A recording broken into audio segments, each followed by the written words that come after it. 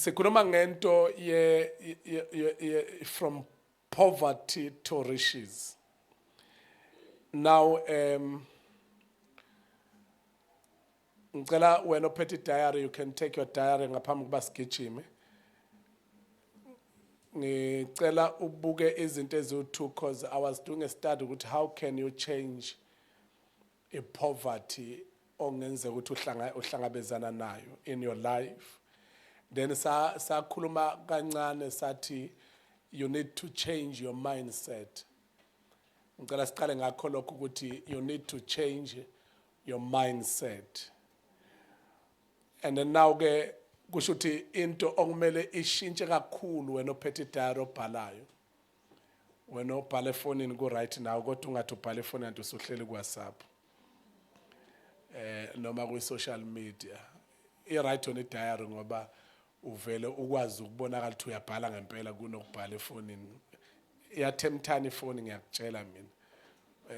Ungayithetha uyabhala efonini ugcina usuku Facebook uthi athi ngicheke kwenzakalani kule tate ngigcine ngayo ukuyichecka ugcina usuku eTikTok. Somebody shout amen.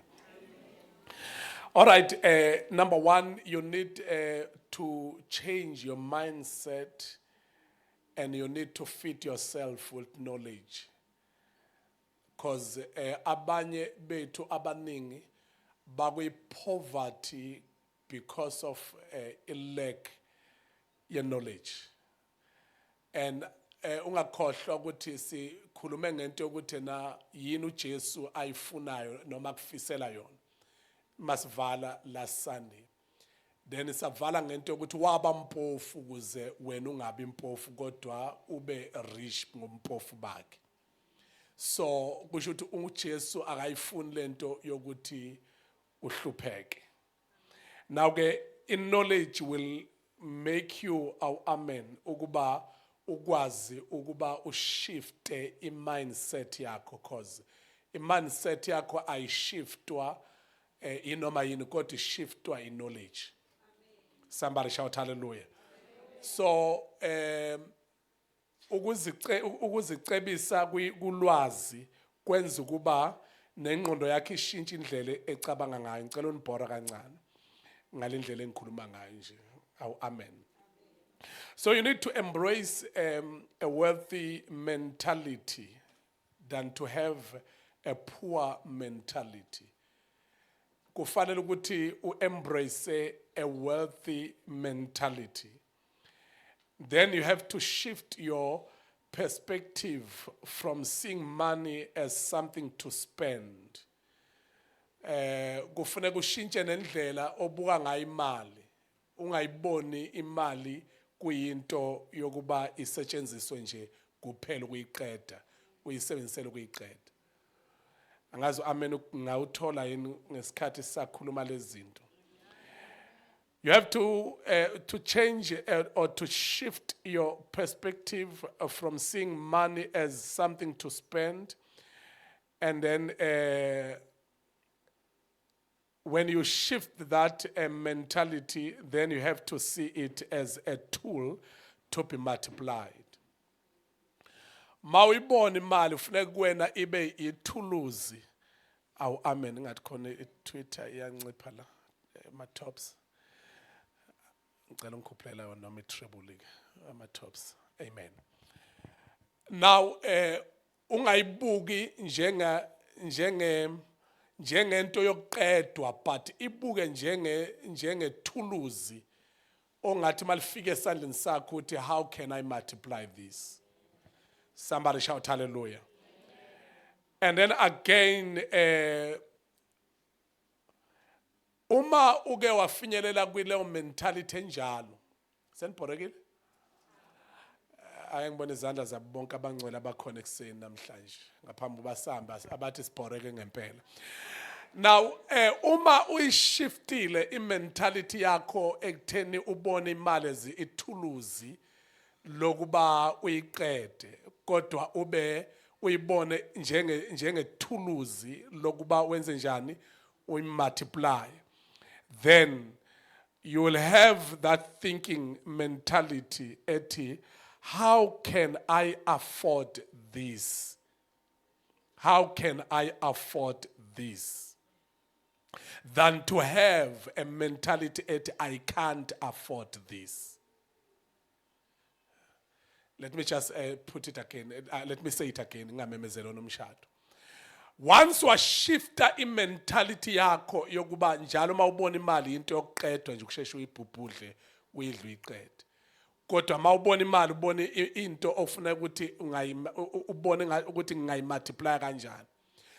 Once waba naleyo mentality leyo yokuthi how can I shift imali ekutheni ngisuse ekutheni ngayiqeda kanjani ngiyise entweni ukuthi ngingayimultiply kanjani. Uzoba nento ethi how can I afford this? And once how can I afford this? Same time you will have strategies ukuthi ukuze uku-afford ungakwazi kanjani ukusave imali so that you'll afford, than to have a mentality that I can't afford. Once you have a mentality that I can't afford, kushuthi you are poor even in your mind. Let me repeat again. Once you have an entity I can't afford, you are poor even in your mind. But how can I afford this? Then same time you will build up izinto engenza ukuthi unga-afforda kanjani lento oyithandayo. Don't forget. Awukwazi ukuphila kube khona izinto ezikhona kodwa ungakwazi ukuyiba uyilande zibe ngezakho. Awukwazi ukusurvive in life uma kukhonto eyihalelayo ungayitholi. 19 ebuya nje engqondweni edrophekayo. Amen. Sometimes uyubona umuntu mayikhulele mfundisi uZulu umuntu mayikhulele ufuna izinto angayi-afford. Angaze niye lokhuze into enjalo umuntu ekhulele mayikhulele uthi ufuna into angayi-afford. Uyabona ke mawushadelwe usuku senkingeni ubaba ngoba uzofuna izinto umuntu onjani angayi-afford kwayena because of into ayikhulelwe. And ngesikhathi ekhulelwe uzoyifuna la and futhi ufuna kumnikeza. Now ke ngibuyela back entweni ethi how can I afford this?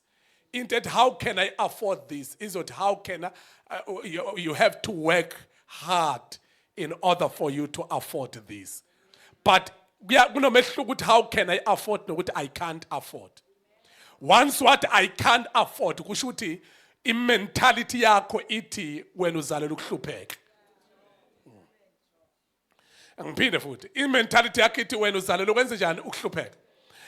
Kukhona enye into ofuna kube nayo nje in life yokuthi awufuni ukwehlulwa into engakhulumi. Yabona in life ungavamisi empilweni ukuthi into usheshe ukuphonsa ithawula ungakazami. When you want to become a winner, umuntu oyiwinner umuntu oke wazama. And futhi not once, not twice, not mhlawumbe kathathu, but more than 3 times. Ezama into eyodwa kodwa ingenzeki. Now even in life when it comes to into yengcebo awuzami kanye bese uya give up. But kufuna kube nayo into at the back of your mind ukuthi angeke ngize ngehluleke. How can ungathi I can't afford ngoba lo I can't afford lento ukuthi makhona abantu abehlelelwa izinto ezinhle wena personally ngoba you've got a poor mindset.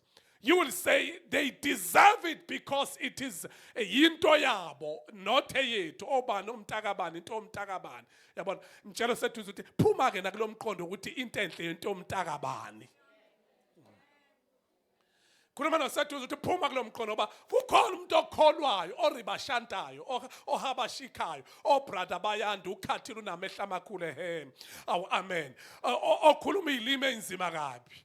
Othi mawuthi uyayibona uyayilalela uthi ayila uthi siyabonga baba ubonta hayi lezi ilimi lezi ngathi kunengxoxo exoxayo lana uthi uyalalela uthi sibongile baba ibhesi ke leyo uthi uyezwe soprano siyabonga baba uthi uzwe ibhesi sibongile baba siyabonga baba kanti kuthiwa ke kwakusibongile nosiyabonga manje bakhumbulene manje basenkonzweni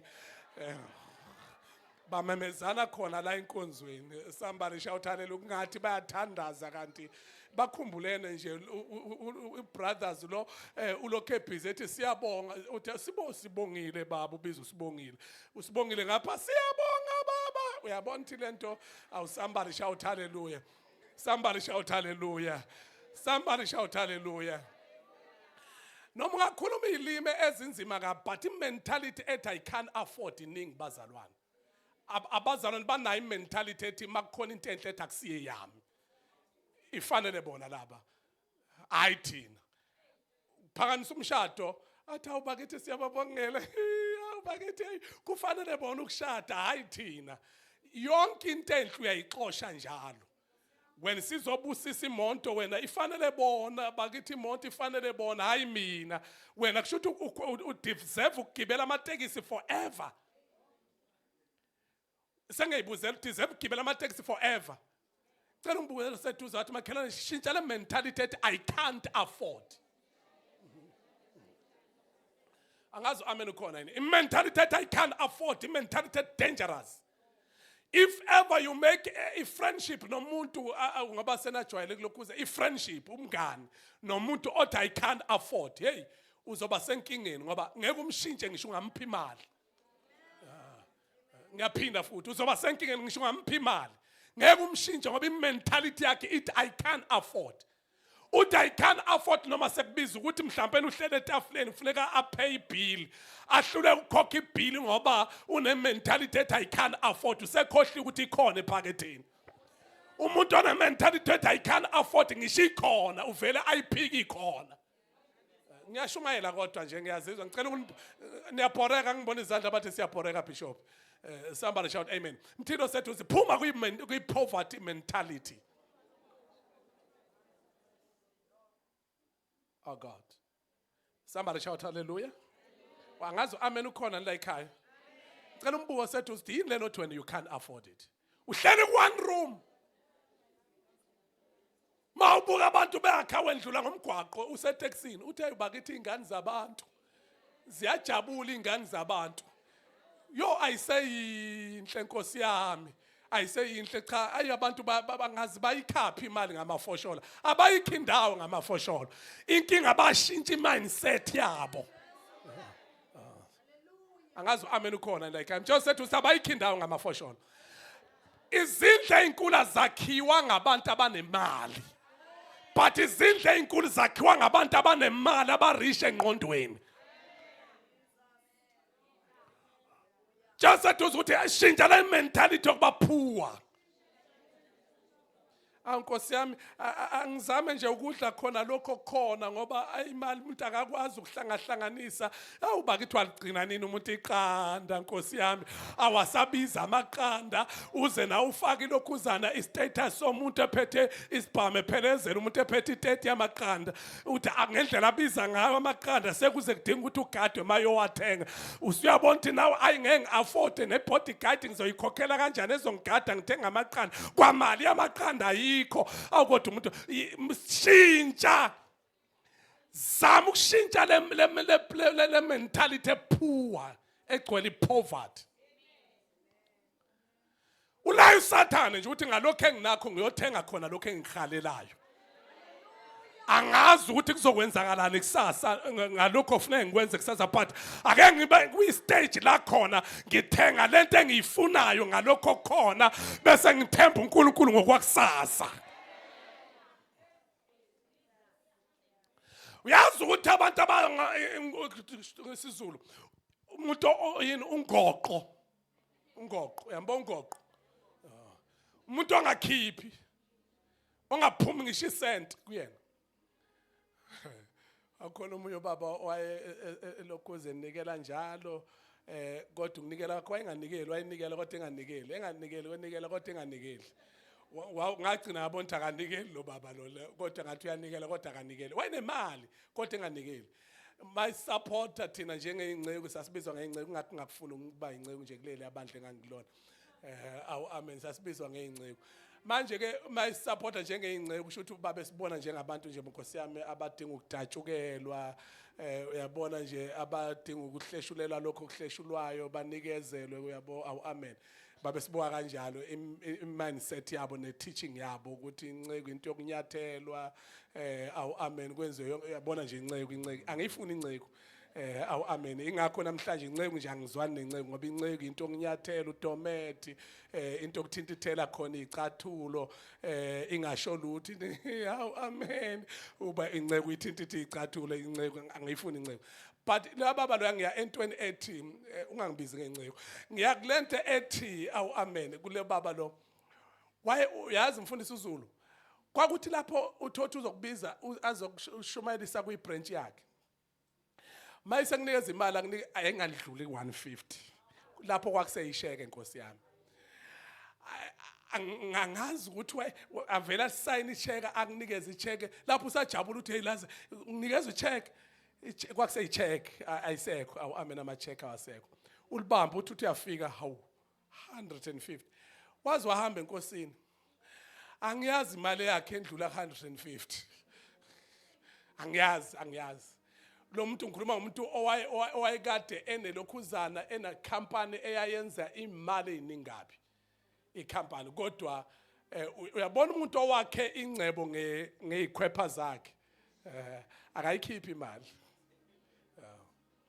futhi owakhe ingcebo without a principle akayikhiphi imali ngizoyiphinda futhi le nto le umuntu owakhe ingcebo ngezikhwepha zakhe akayikhiphi imali ngeke amnikeze umuntu ngisho ngashodelwa kanjani omunye akakunikeza imali ukunikeza ungameli kuyokuthengela ukudla akuthengele into oyifunayo kodwa engakunikeza imali angazi imali njani kuyena angazi amen khona la ekhaya poverty mentality just said it's poverty mentality but umuntu owakhe ingcebo with God's principles you know ukuthi uma engasanikeli kuyena kuba buhlungu ngoba uyazi ukuthi imali iza kanjani imali iza ngokuthi there is an exchange okufikayo ubuyisele move yakhipha ngesikhathi ekhipha okay somebody shout hallelujah. Izolo bengiqoqa ukhololo kune garage engijwayele ukwetha kulona ngiyemncwabeni lento zuma so kune garage engijwayele ukwetha kulona lapha ezansi mangena ngihamba nengane zami mangena khona bathi hey uyazi hey kanti umfundisi ngithi mina yes ngumfundisi uthi hey uyazi bese ngicabanga ukuthi umfundisi khona lapha esasicishe sakumema khona kodwa manje hayi ngeke sisakumema bese ngathi umfundisi ngithi mina why nifuna ukungimema benifuna ukungimema phe namanje phela nisengangimema kanti lento iphamba athi hayi ngeke sisalunga ngesakumema ngithi ngobani uyazi ukuthi why be friendly kimi every time when ngingena sebezazi zonke imoto zami uma ngingena ngemonto every time bayibanga ngisangena imoto so ngisangena nje bayibangiswa yini ngeke ethe ngiqede ngamiphi imali so bayibangiswa ukuthi wathi omunye bengetha kwelinye igarage ngibuya emsakazweni mangetha yangizwisa ubhlungu leyansizwa leya yathi manginikeza imali yathi uyazi ngathi ubuwazi ukuthi anginayo imali yokugibela ngibuyele emuva ithi ngathi buwazi yakhala inyembezi the next time mangetha futhi kulona igarage lapha edropeni ePinton the next time mangetha usethi ngingena nangamasonto kodwa ngifuna ukuze enkonzweni la ukhonza khona ngihlala etshela elimnyama kodwa ngifuna ukuze enkonzweni somebody shout amen. You know ukuthi yini ilento ukuthi uma wazi ukuthi in principle ithi imali mayiphuma kuzenye imali ngeke ube ungoqo so and futhi mentality yokuthi uyincishe iqhamuka ekutheni I can't afford cela umtshelo sethu uthi ngathi ngabulala ligama elithi I can't afford. Okay. Somebody shout hallelujah. Mtilo said you have to change your mindset. You have to feed yourself with knowledge. Then number 2, you have to prioritize financial education. Now, ezinye zezinto okufanele uzazi ukuthi imali ayihlali kumuntu ongayihloniphi. Imali ayihlali kumuntu ongayihloniphi. So you need to prioritize financial education. Like what? You have to know ukuthi to be wealthy kunezinto okufanele ukuthi na uyithathe zibe primary kuwena. Like studying about money, investing and doing in marketing. Somebody shout hallelujah. Lezi zinto ezintathu zumgogodla ukuthi ezintathu which is amen. Investing, marketing, then bese okay uqala ngakho ustadisha ngayo imali ukuthi imali ngoba imali nayo ufuneka uyazi ayisondele eduze umuntu ongayazi ufuneka uyazi imali you know ukuthi uma ngeke ngiphe lokhuzana for 200 rand ophethe 200 rand ohlangene no 100 rand no 50 rand no 20 rand no 10 rand zonke ihlukene nje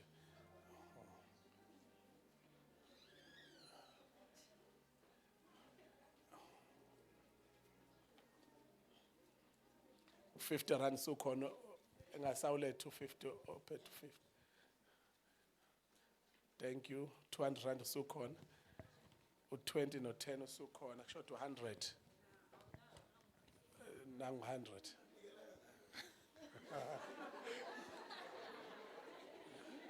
thank you nisazoyicela yini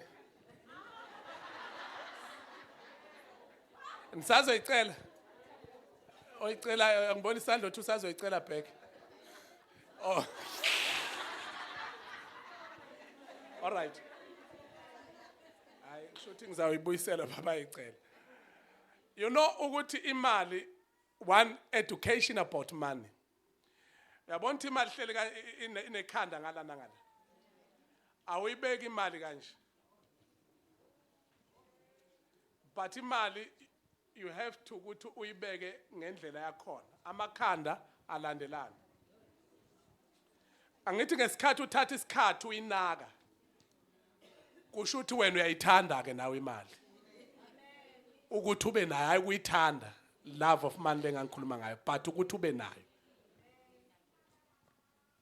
you have to put imali kanje ihlale ngendlela yakhona esikhwameni sakho akufanele imali ihlale ixovane enye ibheke kanje enye ibheke kanje enye ibheke kanje is the first thing there study about money the second thing yipi awuyithatha imali uyibeke ixovane ngokwelokhuzana uthatha omdala abe sekuqaleni uthatha olandelayo kanjalo ilandelane ngokuzalana kwayo iziyofika egcineni that is the second thing ngizwela ngithi the third thing ofuna kufunde ngayo imali awuthi mawuyiphethe imali uyibambe kanje yini oyibamba kanje udoti kusho ukuthi into oyoyilahle emgqonyeni uyibamba kanje you don't hold imali kanje because once wayibamba kanje iyasensa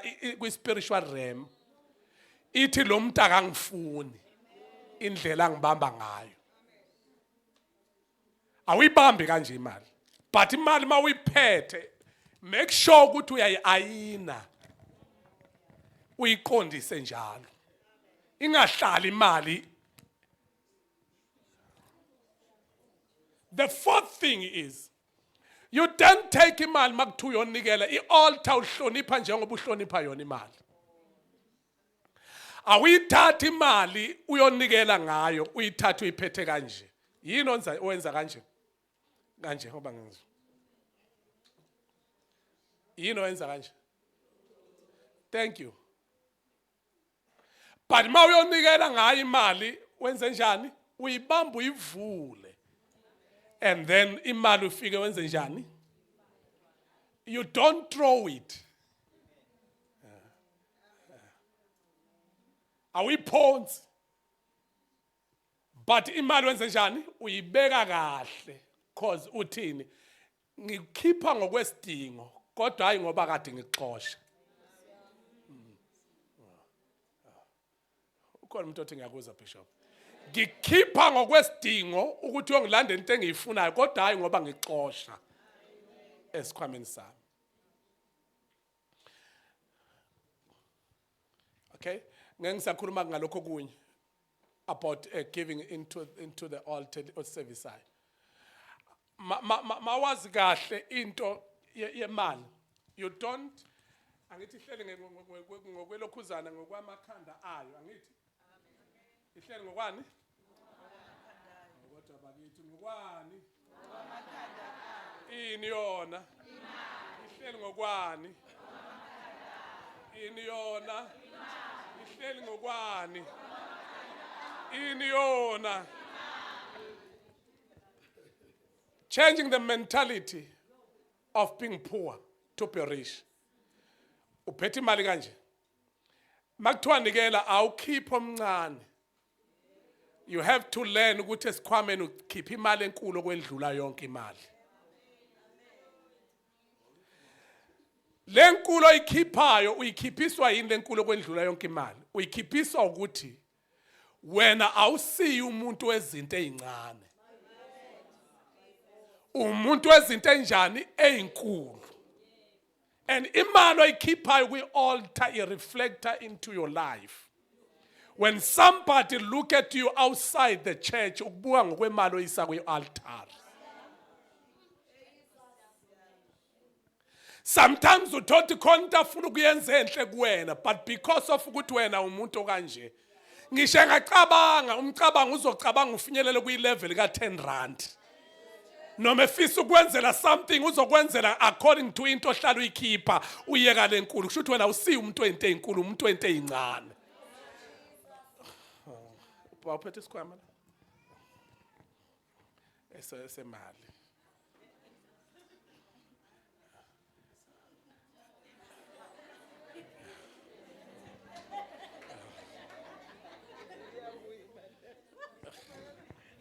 Now ke hayi ungasasuki. Now ke angithi yabona imali kanjani? When umuntu ojwayele ukunikela ngo10 rand uzoqala kanje ume phambi kwakhe ethi yazikhontetha ngikuphi imali. Uyazikhontetha ngikuphi imali. Aqale kanje afike ku200 rand click in the spiritual realm ukuthi vela ujwayele ukunikela ngento ezinkulu. Andlula athi 100 athi vela ujwayele 50 athi ujwayele. Bese kuvela kureflect u10 rand ojwayele ukunikela ngawo. Ayindlule zonke ethi kuthi kontetha ngikuphi imali. Akuphe malini u10 rand ashiya imali eningi esikhwameni. Ngoba wena ujwayele u10 rand. Amen. Siyabonga isikhwama awu amen. Praise God. Ubani oka 50 rand? Oka 20 no 10? Amen. Awusayithatha? Okay. For isiZulu. Awu amen. Right. Ngicela umthilo sethu uthi makhelwane uyizwile isifundo semali namhlanje. As ayikusizi lento engikushumayelayo manje. Ayikusizi lento engishumayelayo. Ngicela umtshelo sethu uzathi makhelwane icheck into imali. Icheck indlela ophatha ngayo imali. The principle lento engifundisa yona ubohamba uyinaka estoro samaSulumane.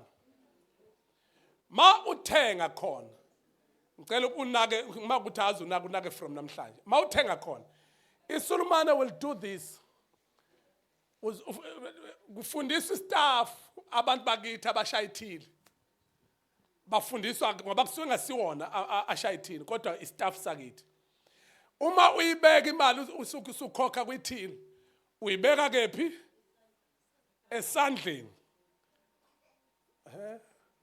Awuyibeki phansi. Once wayibeka phansi uthi ixoshe unginikeze esandleni. Uyixoshe amnikeze esandleni. Makodwe seyibuyisela yena. Akayibuyiseli kuwe esandleni uyibeka phansi bese yayiphusha. Ngicela ukutshela ukuthi ithini principle kuleyo nto. Ithi umcebo wakho ngiyawemukela. Kodwa wami angivumi ukuthi ubuyele kuwena.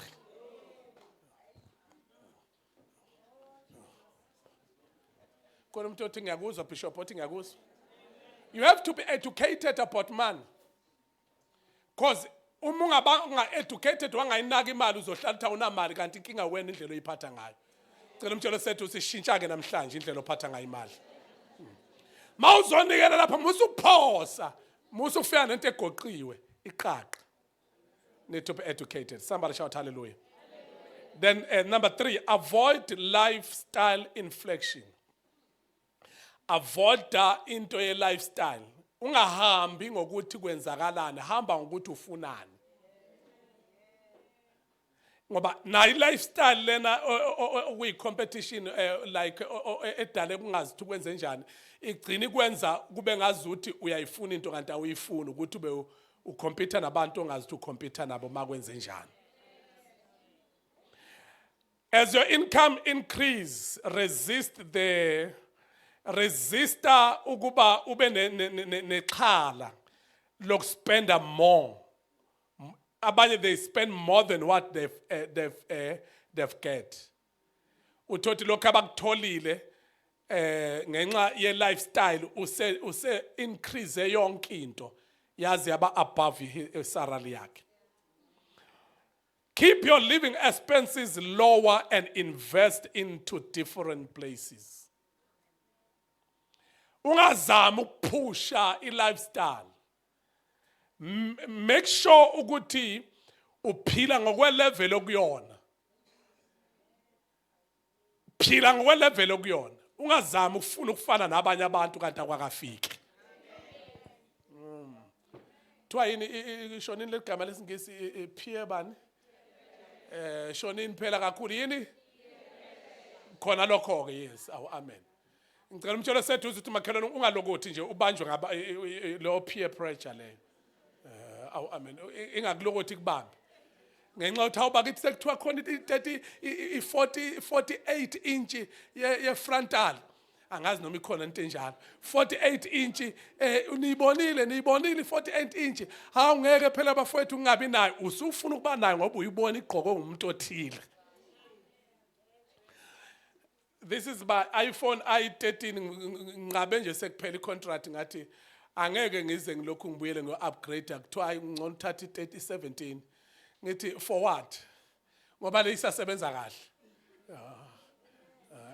ngizoze ngiyothatha i-17 ngoba kwenze njani ngase ngiyabuka ngacabanga mina engqondweni ngathi ngizoba busy namafoni nje ngiyofika phi ngilokhu ngiba busy nabafoni khona ezinye izinto ofuneka ufinyelele kuyona kwi-decision yakho not ngoba kukhona abantu abakuphushayo uthi no hayi ngoba ngingeke ngikwazi ukuku-afforda. I can afford it. Somebody shout hallelujah. But ukuthi manje kusenezinto ezika how can is more important than this because angifuni ukubulawa i-lifestyle. Ngicela ngafikanga la ufune ngifike khona. Ukhona umuntu ongizwile kule nto engiyishoyo. Khona izinto ezifuna ukubuyela kuzona ukuthi how can ngoba uprioritize lezi ezi more important than look kwe lifestyle.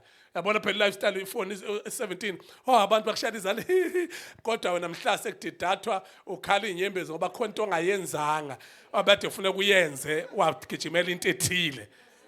Uyanconywa ngaphandle kodwa ukhala inyembezi. Lifestyle. Just said to us, avoid a lifestyle. Manage your debt. Eliminate high interest. Debt like credit card. Amen.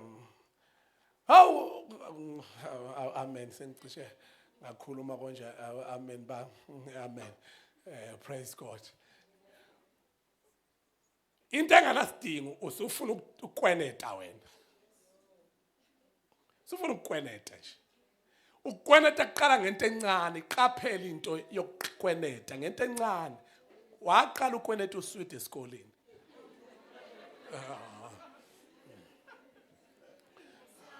Akazo amen ukhona ne. Inkinga yaqala lapho ukweneta usweet hayi ngoba ungekho ikhona imali yokukhokhela kodwa kwa develop ispirit kuwena sokuthi ngathi ungawukweneta unayo imali yokukhokhela kodwa manje unespirit sokuthi ngathi ungakweneta ithikithi kachawe kodwa unayo imali yokulikhokhela ithikithi kodwa engathi ungalikweneta awazi ukuthi ulikwenetelani ngabe uyalikhokhela. Angazi amen ukhona la ekhaya. Cela umthilo sethu uzathi makhelwane qaphela lento yama debt unnecessary.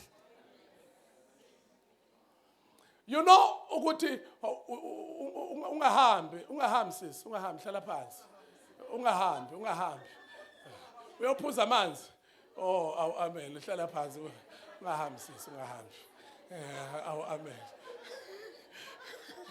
Praise God. Hallelujah. Hallelujah. Amen angazi ukhona la ekhaya.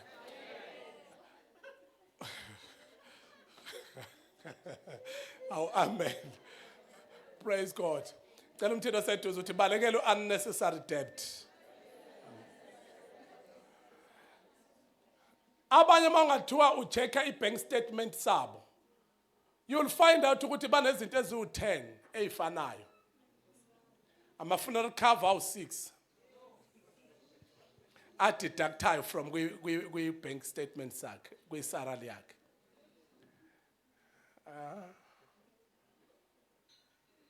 Cela ngibuze lo seduze ukuthi awucabanga ukuthi ibi right i-funeral cover yodwa ibengangcwaba. Yini manje wena uzufuna awu6?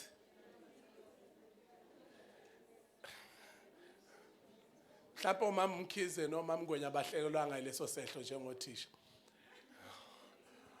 Othisha ilokhuzana i-pay slip yabo. Ungazi ucabanga ukuthi angazini ngoba uma kushaya isikhathi sokuhola kuqala kanye ama debit order kodwa igcina sewuthi awuthi balance asenamali.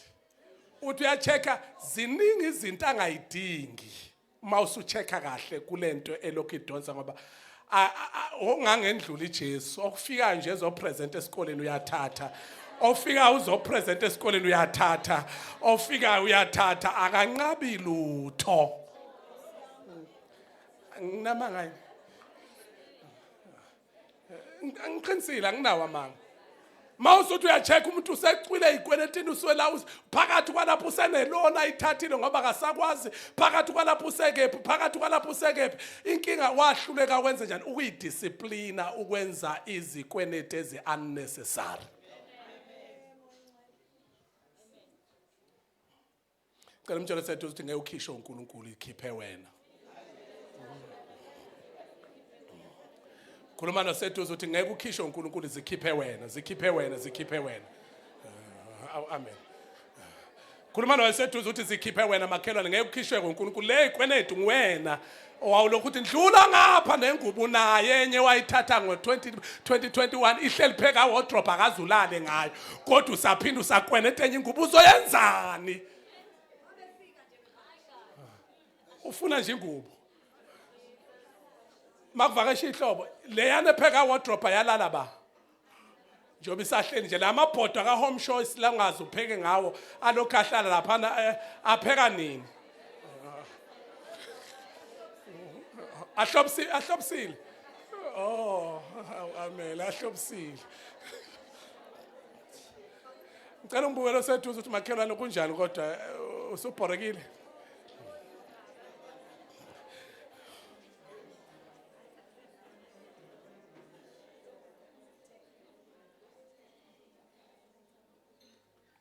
Now, isikwenetu sikulethela depression.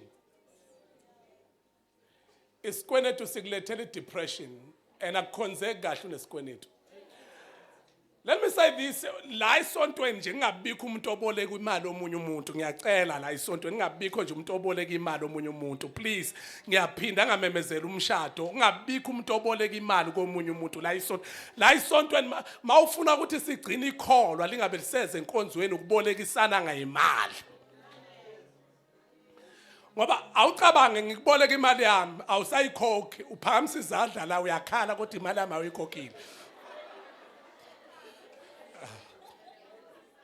Ukhala uzuze phambili lapho uzoguqa ngamadolo ngiyakubuka nje uthi wazwakhala imali yami uyikhokha nini?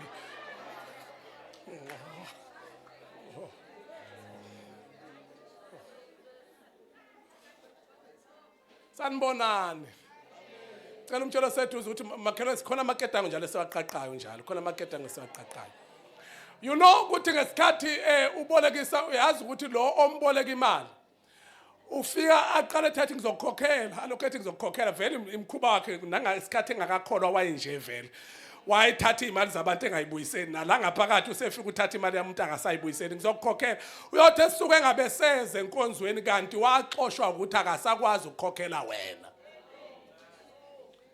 so dala izinto ukuthi cha ukuthi enkonzweni kwenzeka ukuthi unamanga wakweneta lapha imali waboleka imali awusahlule kuyikhokhela manje usuqhabuka manje usubheca isonto ukuthi isonto linje nje kanti wena inkinga la angazi amen ukhona la ekhaya awukani sekushisa ngempela ngase ngishiselwa manje noma ngishiselwa ukubolekisa imali ngiyaphinda manibolekana imali ungalokhu uza kumina uzothi manje babishop umzalo lithini imali ungaboleka mina ungeze officeini uzothi waboleka umuntu imali please ngiyakucela angabikho noyedwa umuntu oboleka umuntu imali kunalokho uma umuntu ethi ucela imali uthi mboleke muphe le ongakwazi ukumupha yona ungayifuni back muphe ukuze ungalokhu ulindele imali engeke ifike mayicela u200 kanti wena uno50 rand anginawo mzalwana anginawo kodwa ngingakupha yona u50 rand anginawo u200 rand but ngakupha u50 rand khona umuntu othi ngakuzwa bishop akusikho ukwakha lokho engikwenzayo la awu ngiyabonga makwakheke silifundile iverse namhlanje usuzohamba uthi lapha nesonto lalifundwanga uthe ku TikTok wathi izwi lizobe likhona wathi indumisi izobe ikhona wathi umuntu kodwa manje izwi alifundwanga funda ke chawo ngoba bazongishaya ngiyababona awu amen sithandaze kukhona amashene esiwabreakayo yabona poverty ngiyayizonda manje angazi bakhona abantu abayizonda inhlupheko njengami ngiyayizonda ipoverty mawuvuka ekseni vuka ukuthi uNkulunkulu ngicela imali mawuvuka ekseni uthi ngicela imali engaka isho ngegama ibize ngegama imali ngicela unginikeze imali engaka ukuthi uzoyiletha ngani uNkulunkulu ngicela imali engaka awu amen mtshela sethuza ukuthi makhelwane lento oyikhuluma izokwenzeka lento oyikhuluma izokwenzeka khipha le mentality yokungabi nabo I can't afford no we are wiping that away funda chawe Matthew chapter 14 verse number 21 asikejime Matthew chapter 14 verse number 21 verse number 21 yes kepha abadlayo kwakungathi amadoda ayinkulungwane ezinhlanu ngaphandle kwabesifazane nabantwana kwadla abantu abanjani abangathi bawu5000 ngaphandle kwabesifazane nabantwana uJesu kusho ukuthi wayerish aningizwa uJesu wayerish wakwazi ukufida abantu abadingayo abawu5000 ngaphandle kwabesifazane manje wayithina masilandela uJesu bese sifune ngazi ukuthi singaba abantu abaphuwa sibe secret sibe abantu aba right about being poor ngiyayiphinda futhi leyo nto why nabantu abangakholwa bafuna ukuthi basifake kwilokhuzana kwi-room egumbini labantu abahluphekayo kodwa Jesu angiphinde futhi uJesu simkhonzayo wayerish wakwazi ukondla abantu abawu5000 uJesu simkhonzayo wena wendla abangaka abahluphekayo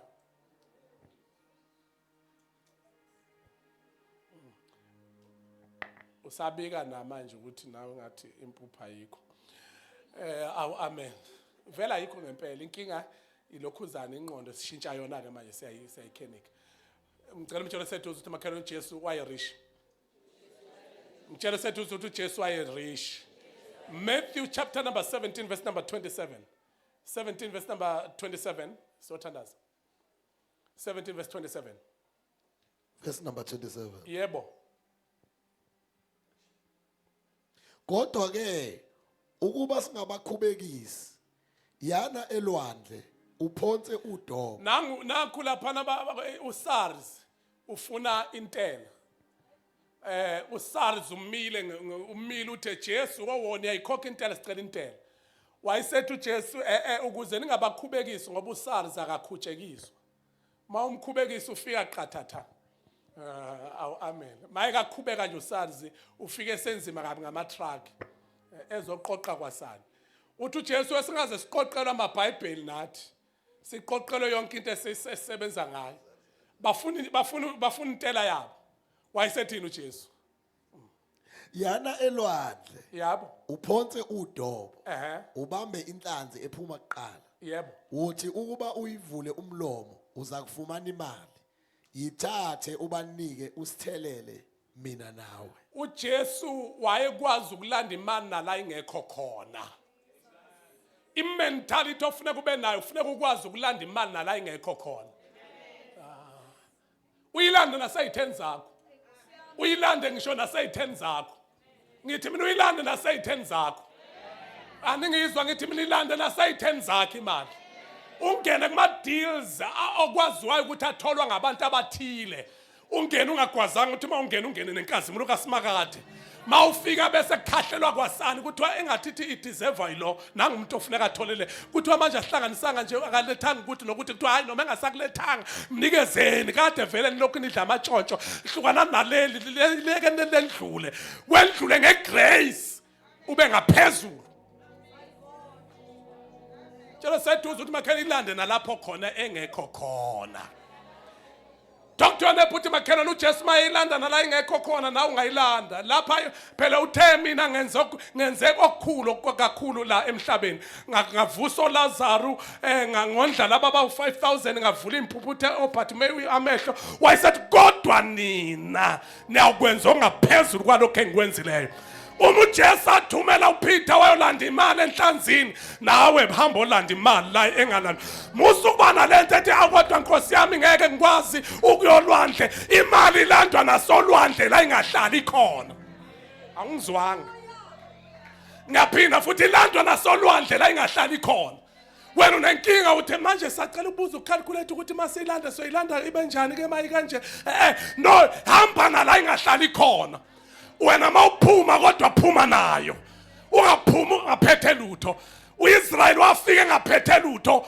wafika lethela nokudla eKenani ngesikhathi ubaba kaJosepha uJakobe elandwa kuthiwa akakhuphuke wayengenakudla kuyilokhuzana isomiso yindlala kodwa mayilandwa walethela ukudla mhlabe ephuma baphuma bephethe izinto abangazange bangene nazo cela utshela seduze ukuthi makhela ungangena endaweni uphuma ungaphethe lutho angizwanga ungangena endaweni uphuma ungaphethe lutho cela lomusa ozokwenza ukuthi mawungena endaweni uphuma uphethe lutho ngoba imali igcwelela ingqondweni awukho phuwa imali athreadwa yinto esengqondweni yakho what is in your mind can you tell your neighbor uthi makhelwane I'm tired of you crying tears of poverty but now you have to cry tears of joy because you have what you didn't have before because of the grace of God and the power of Jesus somebody shout hallelujah it is that time la khona siphakama njengebandla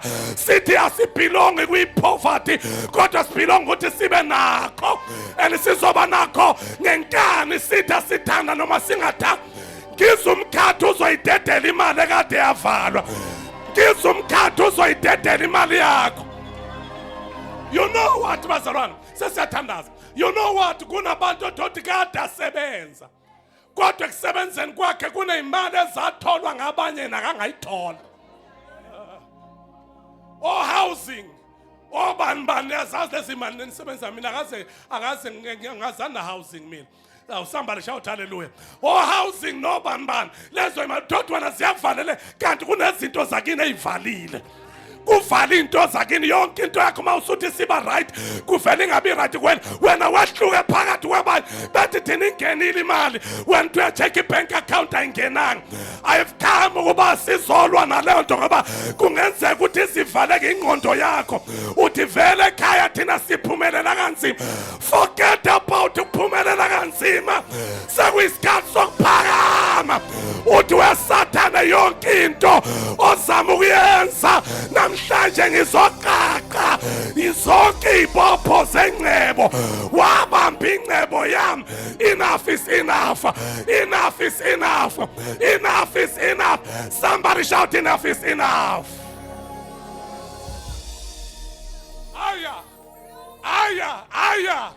aya abekho abantu abacasukile abathi poverty asayifuni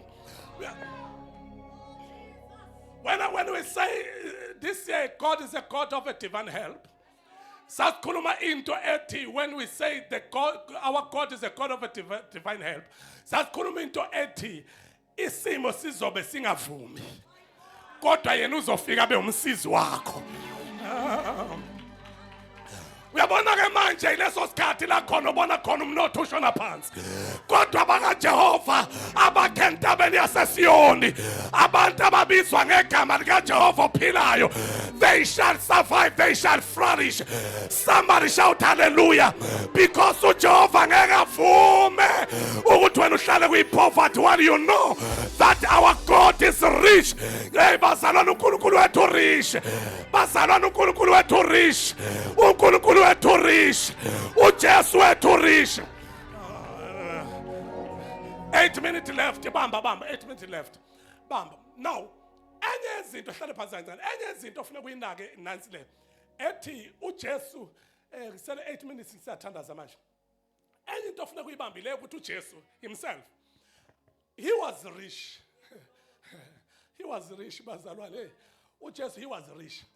You know ukuthi uba rich wakhe, even he was rich unto the point of death. Mayofa kuthiwa ngesikhathi efile esiphambanweni bathi my it is finished, babuka ingubo yakhe. Thiwa wathi omunye angeke simshiye enje, sicela le ngubo biyabiza, indwanga igqokile iyabiza. Kuthiwa kwakuyindwanga yelinel ebende, indwanga yamakhosi ayakho shanamaya.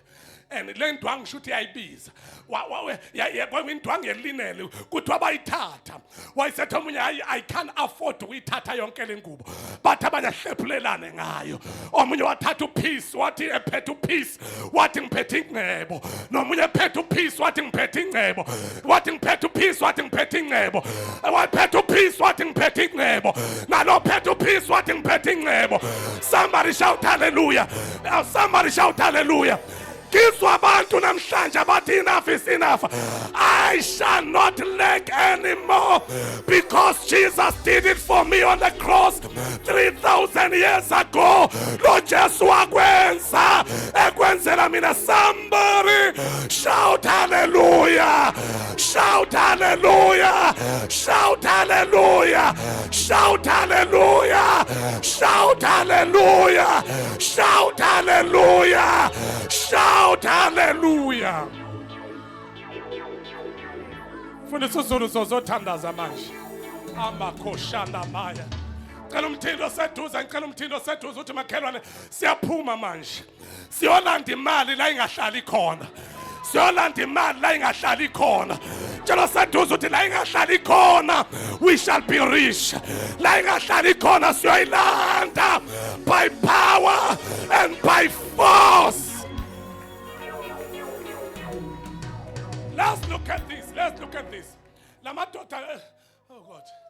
Niyakhumbula. Niyabona khumbula amadoda ayi4 anochoko niyakhumbula. Uchoko lwaludla yonke indawo but athi kusukela manje thina siyasuka. Siyawuhlala lapha size sife na. Kuthi angikhulume nomuntu obanjwe ipoverty ethile. Athi ngiyazwa ngizwe umuntu othi ngiyawuhlala lapha ngize ngife na. Ungahlali kule nhlupheko yakini uzufe. Ungahlali kule nto ekubambini uzufe. Jesus Magatet namhlanje, it's time for you to be out from where you are. It's time for you to be out from the spirit of lack, from the spirit of delay, from the stagnation spirit. I feel God and I feel Jesus is telling you that it's time for you to be out. It's time for you to be out, and it's time for you to be free. Basuka same time. Bayabi. Bahamba bebanje uchoko behamba kanje.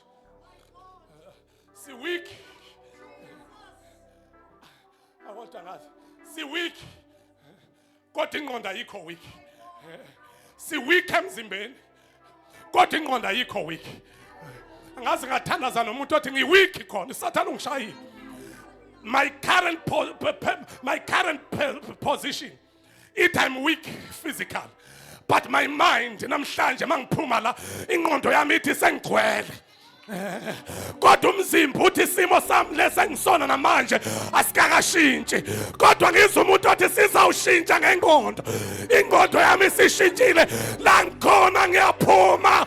La ngikhona ngiyaphuma. La ngikhona ngiyaphuma. Futhi ngiyaphakama. Ngiyaphakama. Ngiyaphakama. Ngiyaphakama. Ngiyaphakama. Ngiyaphakama ngama-finances. Ngiphakama phezu komndeni wethu abanye babo abaze bafa behlupheka. But I refuse, I resist to die like them. Angeke ngife njengabo. Ngiyaphakama. Ngiyaphakama. Ngiyaphakama. Ngiyaphakama.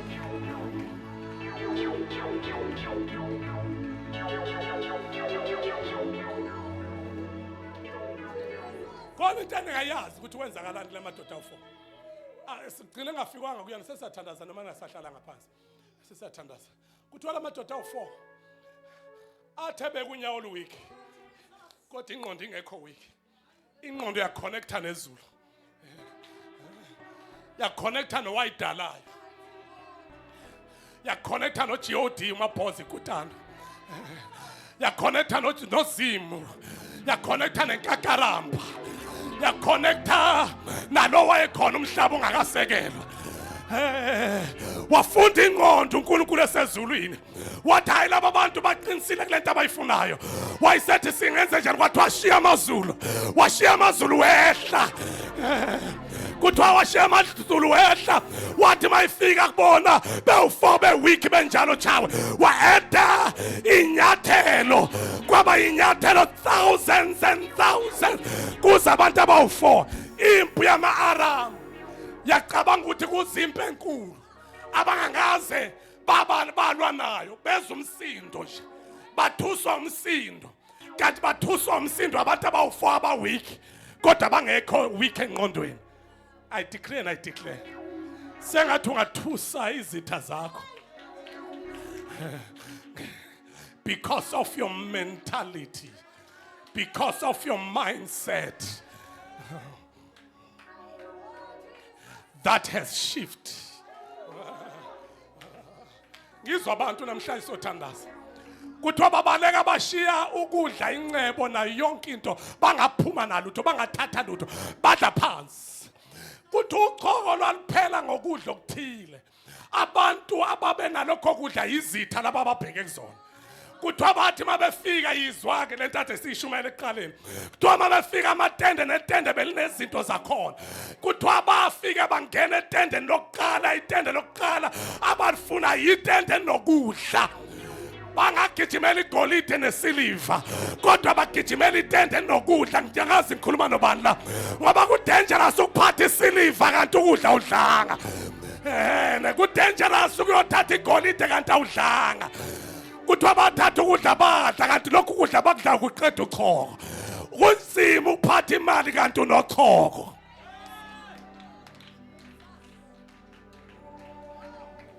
Kulesizulu. Amsizandla zakho. Awe chawe. Chawe. Ngaphambi wathandaza umfundisi uZulu. Funda uPhilippians chapter 4 verse 19. Sime sonke ngenyanga ngabikho hleli phansi. Let us all stand. Go shanda maya. Funda chapter 4 verse number 19. Kwaba sePhilip. Bese yathandaza umfundisi uZulu. Yebo. uNkulunkulu wami uza kugcwalisa ukuswela konke kwenu njengokwengcebo yakhe ekukhazimuleni. Wechawe akube ngathi uyashumayela ke namhlanje. Awubatshele ukhuluma nabo ukuthi uNkulunkulu. Verse number 19. Yebo. uNkulunkulu wami uza kugcwalisa ukuswela konke kwenu njengokwengcebo yakhe esenkazimulweni kuKristu Jesu. Awunikeze nangu mashenge yebo mashenge yebo. Funda khona lapho funda lapho. Ufunde ngathi uyashumayela u19. Yebo. uNkulunkulu wami uza kugcwalisa ukweswela konke kwenu njengokwengcebo yakhe ekukhazimuleni kuKristu Jesu. Awu! Siyalokhuza manje siyathandaza ngiya-emphasize phinda futhi. uNkulunkulu wami uza kugcwalisa ukuswela konke kwenu njengokwengcebo yakhe ekukhazimuleni kuKristu Jesu. Funda.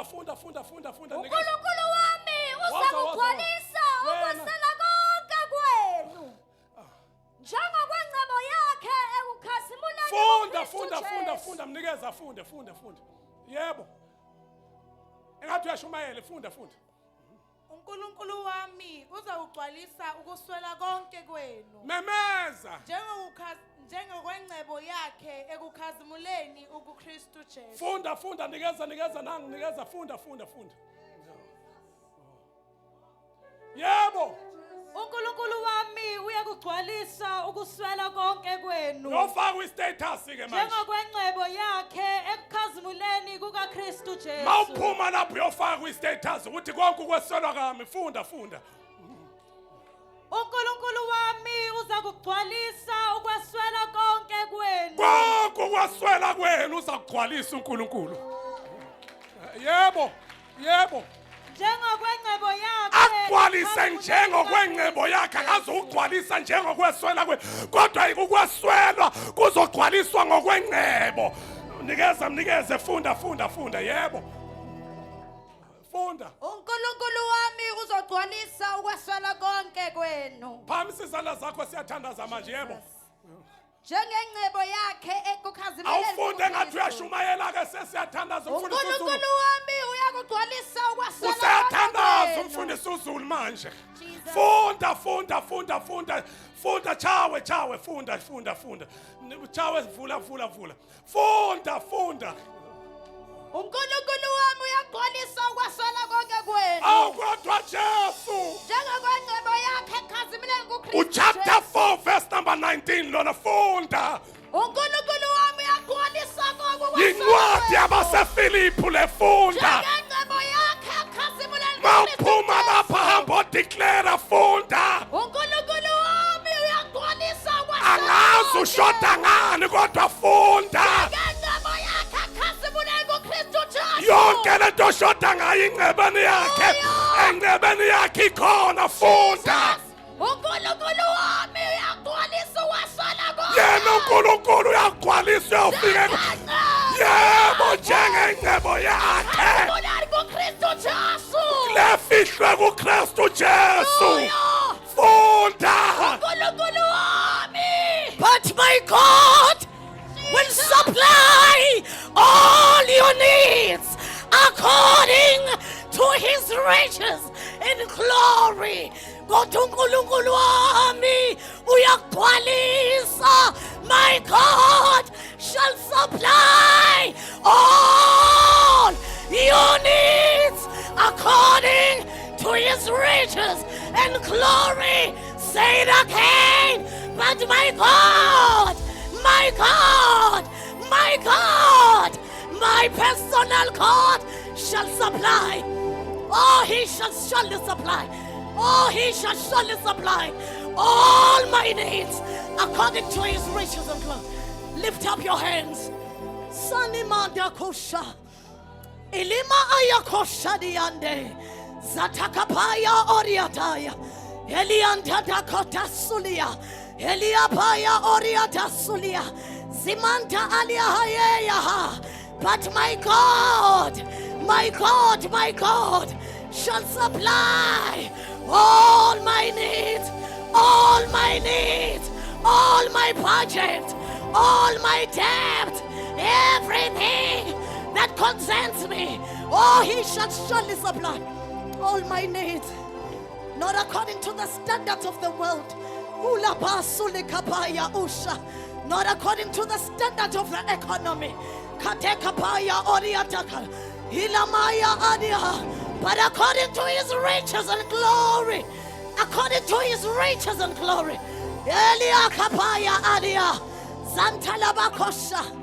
Siyabonga uNkulunkulu wethu. Uyimasuliya. Khothapaya husha. Yanimahandi haya. We declare this morning that my God shall supply. That my God shall supply all my needs according to his riches in glory. Siyabonga Baba. Siyabonga mini. Good, we shall lack nothing good. For you are our shepherd. You are our strong tower. Unamanta kapaya uriandeya. Spirit of poverty. Awunawo amandla empilweni yethu. Siyaqashula. Kapaya adiatakata. Millionaires and billionaires. Kemaya aliadosha. Helelelele koselia. Itapaya odia. Elinda atoselia. We are aligning our finances. Keshota kapaya adia. Hey! My God shall supply all my needs according to his riches and glory. Siyabonga moya ngcwele ukuthi ngisho ukhontolo lemndeni alinasisabele empilweni yethu. Unakho shedia. We are moving from lack to abundance. We are moving from lack to abundance. We are moving from lack to abundance. We are moving from lack to abundance. We are shifting from lack to abundance. We are shifting from lack to abundance. We are shifting from lack to abundance. We shall lack nothing, God, for you are our shepherd. Kosani kapa. Hene makadu saria. Hene anana kosaria. Idingo zemnyaga. You are supplying us, Lord. We are not going out of this place empty-handed. We decree and we declare. We are not leaving this auditorium empty-handed. Therefore, we declare as a royal priesthood, we are not coming out empty-handed. We are not coming out empty-handed. We are not leaving this place empty-handed. For you have said it in your word that you shall surely supply all our needs according to his riches and glory. Father, we thank you and we honor you. In Jesus' mighty name, amen.